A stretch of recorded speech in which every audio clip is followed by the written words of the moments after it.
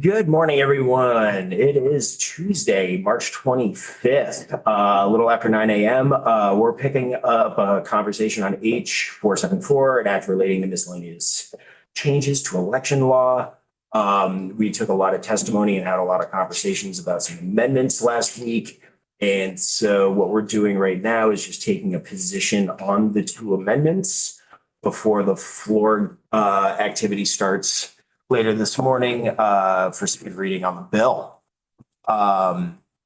So committee, I want to start with the one from Representative Sibilia, which was about the dates for independence filing. And we had conversations on that a couple of times. Just wanted to see if folks had any other further comment input before a motion was made on the amendment itself. Now, these are informal votes, so. Yeah, I just wanted to say that I briefly asked her if she would be amenable to changing the dates so it wouldn't be 2 whole weeks, to maybe mirror some other dates, or to have it as soon as like 3 days after the primary. And I didn't get a definitive answer. Yes. So because of that, I really don't know that I can support the amendment, even though the intent behind it, that independents are not affiliated with a party. I understand that and I'm sympathetic to that. So I just wanted to put that out there, that I don't think that had we changed the date as Representative Coffin had suggested at one point, I don't think it would have made a difference for this amendment. That was a tie, so I'm going to defer to the title with Representative Waters. That's I right to title. I was hopeful that this could work because I like things to be fair. But unfortunately, the testimony from the Secretary of State's office that there's no way that they could make this work with the timeline. It feels like it would start interfering with the elections process as a whole, and I can't support that. I was basically going to say that similarly, that I respect the intent of this amendment, but also very concerned that the Secretary of State mentioned that they don't have the capacity after the primary. Representative Hoover and Hango. For me, it really cuts into the equivalent of an oh crap moment if something goes wrong in the process. We're just tightening it up too much. File gets lost, printer goes down, blah, blah, blah. Representative Hango, then Coffin. I just wanted to bring up that Representative Boyden talked about that timeline, and the overseas voting was what really concerned me, is the deadlines with turning those ballots. So that's the primary reason why I had asked, could we shorten it a little bit? So thank you. Representative Coffin. Yeah, I just wanted confirmation because I know that, and I can't remember the conversation from Friday with Secretary of State's office, the elections. I know that it used to be longer after the primaries. Was UCAVA or something changed where they don't have the time anymore? And I was just trying to make sure I understood that right, and that would be the reason for it. That's what I was referring to, yeah. Okay, yeah, just making sure before that I understood, because if they don't have the time and we can't assure the ballots out. So there's good logic to it.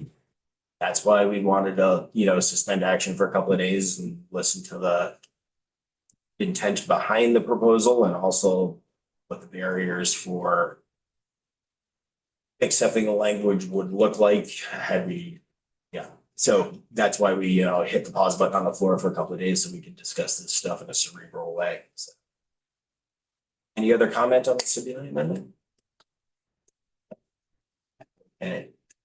So this is informal. We're just gonna do a straw on this since we don't have possession of the bill. But I would like to make a motion that we find the Sebelia amendment on H 474, an act relating to miscellaneous changes to election law, to be unfavorable. So a positive vote is to say no to the amendment. See. 1, 2, 3, 4. That looks like a unanimous 11-0 to find it unfavorable.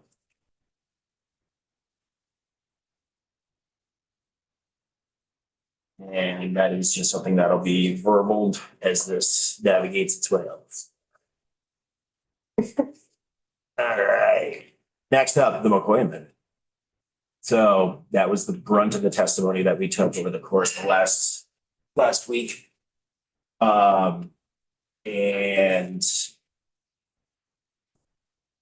wanting to be respectful, all of us wanting to be respectful of the positions with folks.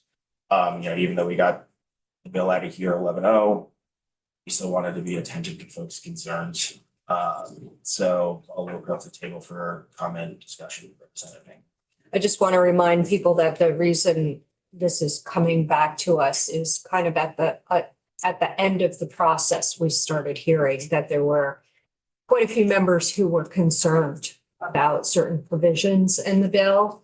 And some new members were not really aware that they could ask to come in and testify in the committee or even speak to the chair and the vice chair together about certain things that are in the bill.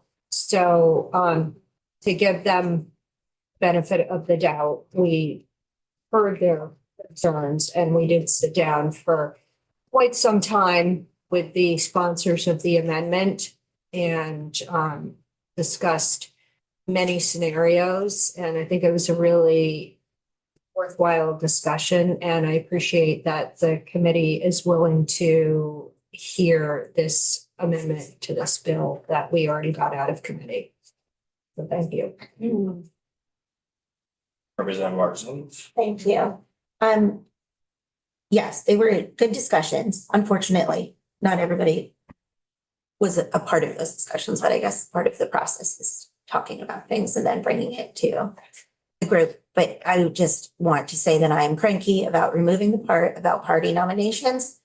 I don't like that all the other candidates have to work hard, get petitions, do the legwork to get on the ballot, and then at the final hour, a party can just nominate, because I would like for elections to be about candidates and the voters and not about the political parties. But other than that, I think we reached a good compromise on the write-in, and I am fine with the amendment and giving it a yes with an asterisk for the part that I dislike greatly. Representative Stone, Boyden. And I would just like to echo that. I hope that we learn from this experience and that for the sake of the committee and for the sake of the people watching at home, we can have a more transparent process when it comes to people bringing forth their concerns and their ideas and discussions about amendments so that we're all on the same page.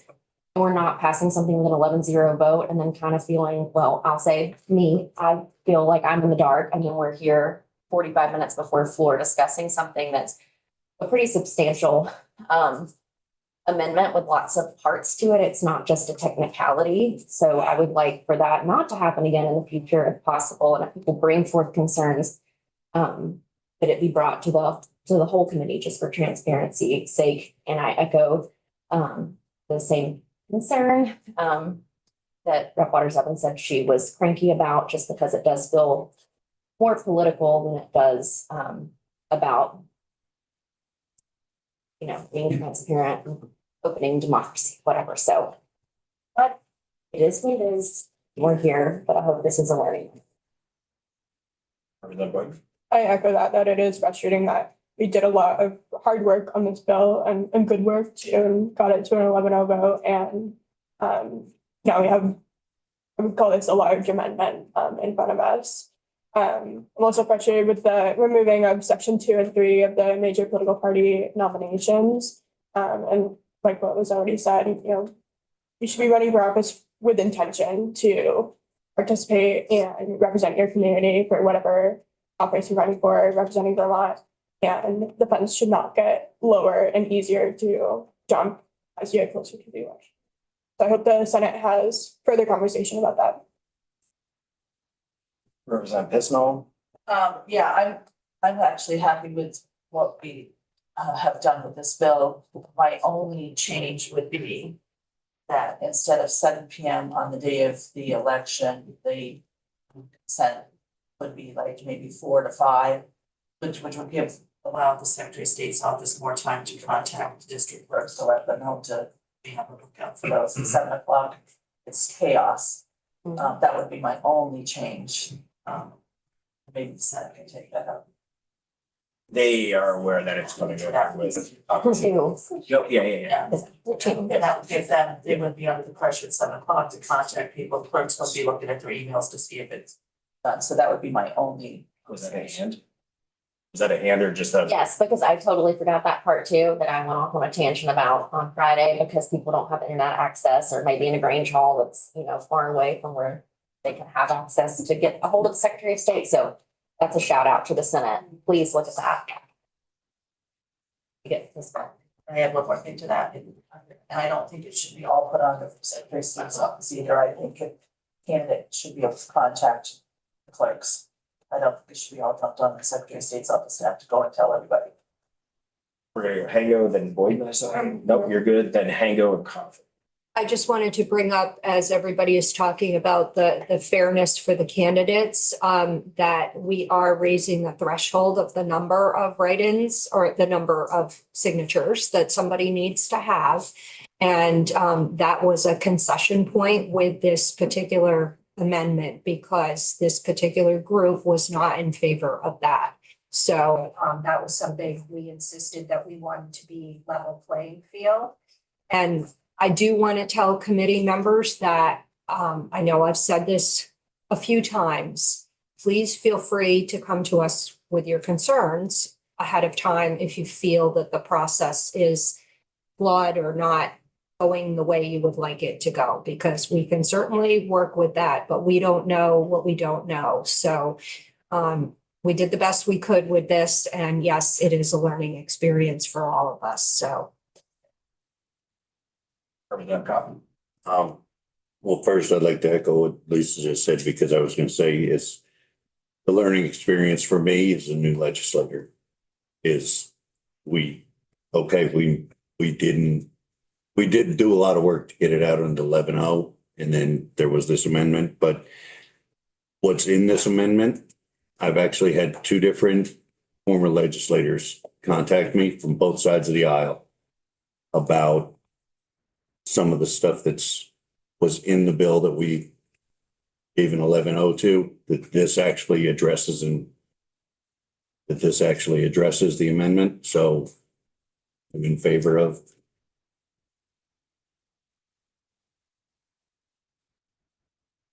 Any other comment or discussion?